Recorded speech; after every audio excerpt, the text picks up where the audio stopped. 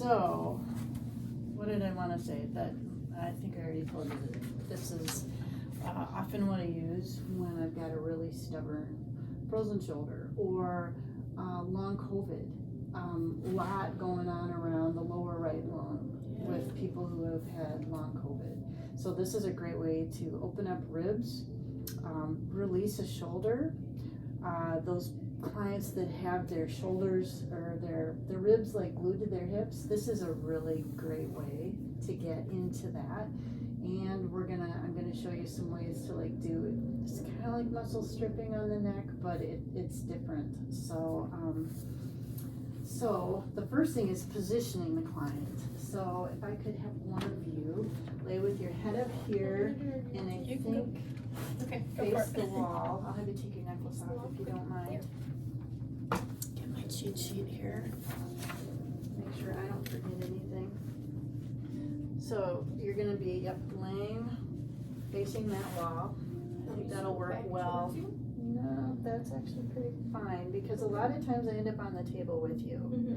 So your head's gonna rest there. A lot of times elbows are kind of in this position. There you go. And if you've got the knees and the hips at kind of a 90-degree angle, now you're pretty stable, right? I can pretty much push her and she'll stay. So I usually start facing the hips. And sometimes I'll be here, but for the most part, because I'm working on older people, I don't want to put that much on them. And so I'm going to rest my hands either side. Here's the back of the iliac crest. Here's that ASIS. I'm going to start with my hands just kind of relaxed.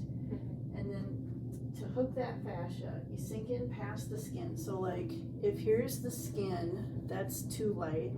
Now I've got the subcutaneous fascia. I'm going to sink in and now I've got a whole bunch of tissue. So it's this compared to that compared to now I'm hooked. Okay. This compared to there's subcu. Now I'm hooked into the deeper fascia. Okay. So hands are sinking in past the skin into that deeper fascia. I'm gonna push, I'm just actually more like I'm gonna lean towards like this line, I'll kind of along that line. And I could even go like down the IT fascia. If I go down the IT fascia, I usually give them a little padding between the knees, even if it's just tucking the blankets between the knees. Okay. But this is a great way to work IT fascia too. Feel that? Yeah, you really get in from this position, and I'm hardly using any pressure. Wow. So, but it feels like a ton of pressure, and it feels like a ton of stretch, even though. So, let me sink into our IT fascia.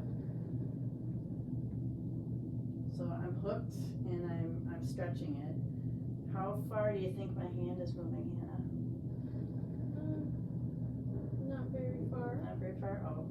All of us were like, it's 6 inches, and we're like, no, it's like a half an inch. So, my teeth's tight. Yeah, it is. Everybody's is. It's okay. You kind of need it to be tight. So the next position I do is going to be one hand on the ribs, one hand on the hips, crossed. Crisscross your arms? Okay. Yep. So now what happens is if I just lean down, my arms go this way. So again, I'm using my body weight. I'm hooked into the tissue though, and I'm just stretching. She doesn't have too many restrictions there, but I have a lot of people for whom I'll do this, and you'll actually see the tissue come up. It's so tight. Oh, wow. You have really, really long ribs. And I have a weirdly long torso for my body. Very short, stubby legs. Do you ever feel your hips and your lower ribs knocking into each other? Maybe from doing certain yoga poses. Okay. So then from there, I might come here, and if I was on a table that was this wide and this low, I would actually put my knee on it. Yeah.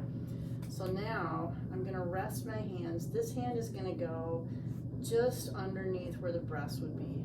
This one's gonna cover this. really what I'm hooking into is that thoracolumbar fascia that goes from about here to about here, all the way down to the tailbone. That's the key, I really think, to unlocking the shoulder, is to get that thoracolumbar fascia moving so that the lats can move. Yeah.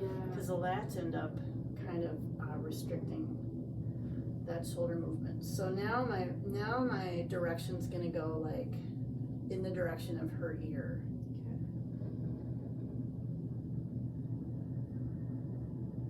And I'm just sinking into it, and I'm taking all that tissue with me. I'm gonna go maybe a half an inch. If you go much further than a half an inch to an inch when you do this, sometimes it feels like you're ripping the skin off of people.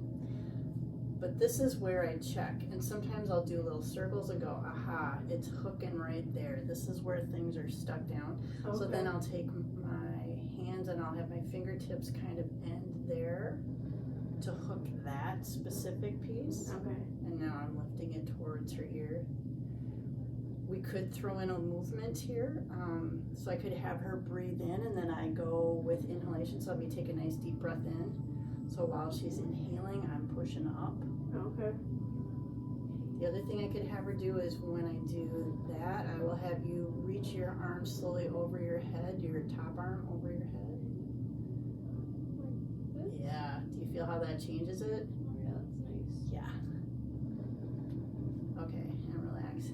So sometimes I'm using, like, we call it kind of a claw. I want to keep my fingernails away though. A lot of times it's a whole hand. He's in his pictures, he's got his fingers spread. I tend to probably have them a little spread. I also find that sometimes I like to go, especially for long COVID people or any singers or asthmatics, there's going to be a sticky piece right here about rib 8. This is, I can't remember what they call this. There's a particular angle of the rib. Hers is like right underneath where her bra ends. So I'm gonna hook that with these 2 fingers. It's just really sticky. Yeah, I'm already stuck in this side. So where I feel it mostly sticky is this direction, so I'm actually gonna get behind it and just load it where it's sticky. The other option actually is to take it in the direction of ease. So if this won't move, hers is moving, but if it didn't, then I might come over here and take it down. Because sometimes the trick to unlocking a stuck drawer is to push the drawer in. So, I like that analogy. it works for me. But I like to also take it up here and get underneath the wing of the scapula here. And you can get a little bit of that serratus anterior, and you can catch the back edge of the serratus anterior. You yell at me if that's too intense. Feels good. So again, I'm just leaning, and I'll wait for her tissues to kind of allow the movement. Instead of trying to force it, I'll load it, and then I wait. There, it starts to go. So then, that was front position. So now I'm gonna, number 5, have the client move their top arm so that their wrist is resting right there. And I'm gonna come around from the top. Now, oftentimes I'm sitting. And from the top, let's see. There's 2 things that I do. Oh, I didn't put this on there, but I'll show it to you anyway. Is I come and I get the pecs, and I get that infraspinatus, and I load it down. I'm feeling that one. Down my neck. And then I'll move my fingers down a little bit and do that again. But I think what number 6 says is we're gonna stabilize the shoulder towards the hip, and then with kind of a relaxed fist. So that's this kind of a fist. We're gonna start right here in this corner where that trapezius hooks. We're just gonna sink in. I've got most of my weight on my middle finger. And then we just kind of load it down towards the neck. Half inch maybe. I'm not sliding across the skin, it's not that. Right. It is sink in, hook. That's crazy. I can feel it so deep up in Yeah, here on the it's side of my back. really intense. So the other thing is to give your client a little break between strokes. I also often tell them that if it starts to get to be too intense, because right here I'm going to get really close to that brachial plexus now. It's just going to be right in front of me. But I also want to kind of make sure it's not snagged into the trapezius. So what I'll tell people is, if it's too intense, start counting backwards from 20. I will for sure be done before you get to 0. So you give them a distraction technique. Yeah. That helped. I started counting. Yeah. No. Once we get here, we often hit little branches of that brachial plexus, and it can be really intense. So I'm almost always on top of the trapezius, that nice meaty piece. One more, I think. It's usually like 5 or anywhere between 4 and 6 strokes per se. Okay. And then I'm going to come back around. And now with my fingertips, and actually with this edge, can you see that? This edge of my fingernails. So I'm actually using the flat top edge of my fingernail. And you're like, what? Wow. So I curl my fingers under, but I can really grab that fascia. Do you feel that? So now I can get into some of those scalenes and really unlock the neck.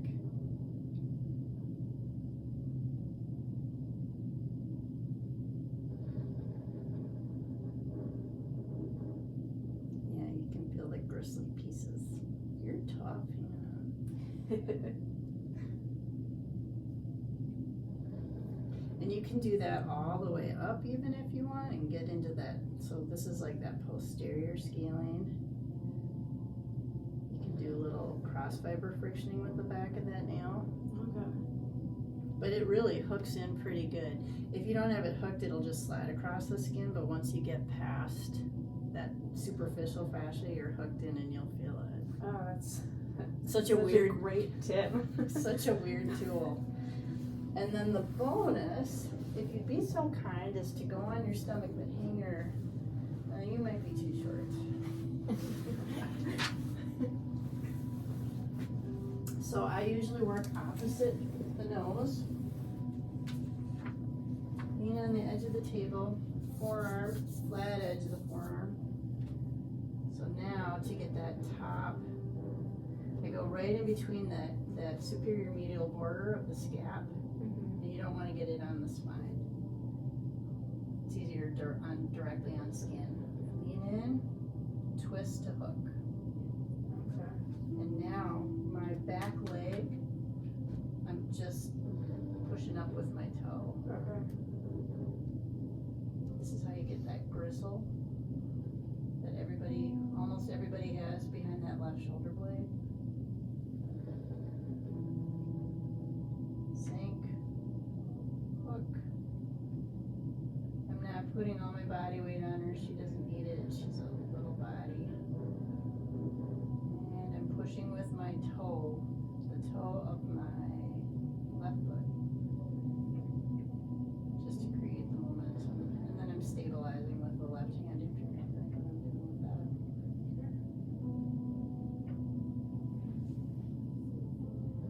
When you get really good with it, you'll go like, oh, that's where I want it. Twist. Sorry, no, there's fabric here.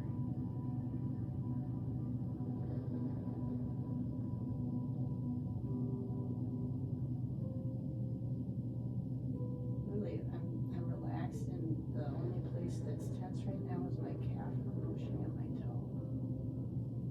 Nice. Well, it's really pretty.